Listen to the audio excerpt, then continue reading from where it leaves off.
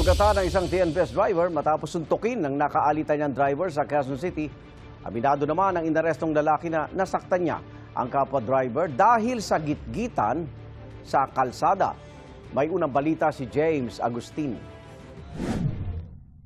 Masdan ng isang SUV sa bahaging ito ng 20th Avenue sa Quezon City bandang alas 11 ng umaga ng Huwebes.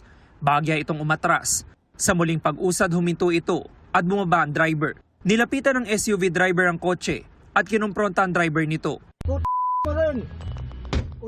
Sa malapitang video makikita ang SUV driver na hinampas ang salamin ng kotse. Doon na ibinaba ng driver ang salamin ng bintana. Palis na sana ang SUV driver pero muli siyang bumalik at 2 beses sinuntok ang driver ng kotse. Sir, wag kayo manakit!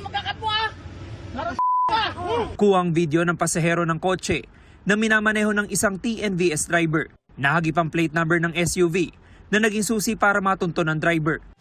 Sa follow-up operation ng pulisya sa Rizal na aresto ang 53 taong gulang na driver ng SUV na napag-alaman na isa rin palang TNVS driver. Agad tayong nakipag-coordinate sa Land Transportation Office at na-verify natin kung sino yung registered owner. Si registered owner ang pamangkin, tapos yung uncle niya yung gumagamit at nagninegosyo ng sasakyan.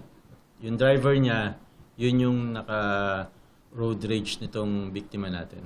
Ayon sa pulisya, nagtamo ng sugat sa labi ang 73 taong gulang na driver ng kotse. Ang pinag-ugatan ng away, gitgitan sa kalsada ng 2 motorista. Itong SUV ay kinat itong sedan. So, nagkaroon ng sigawan, nagmurahan, until tong driver ng SUV bumaba. At pagbaba niya, in-approach niya tong driver ng sedan at hinampas niya yung bintana nung sedan. Depensa ng SUV driver, una siyang ginitgit ng kotse. Aminado siya nasaktan niya ang driver ng kotse. Sabi ko po sa kanya, hindi po maganda yung ginawa niya. Dahil nanggigit-git po siya na nasa kanan side po ako, siya pumapasok sa alanganing. Sa ngayon po sir, pinagsisisihan ko rin po yung mga nakasalanan ginawa ko po. Dahil alam ko po yung mali rin yung ginawa ko. Humingi rin puro ko ng tawad sa kanyang pamilya at sa mga taong nanonood na nagagalit sa akin. Sinampahan ng SUV driver ng mga reklamong slight physical injury at unjust vexation. Sinuspindi naman ng Land Transportation Office ang lisensya ng SUV driver sa loob ng 70 araw. Naglabas din ang ahensya ng show cause order laban sa driver at rehistradong may-ari ng sasakyan.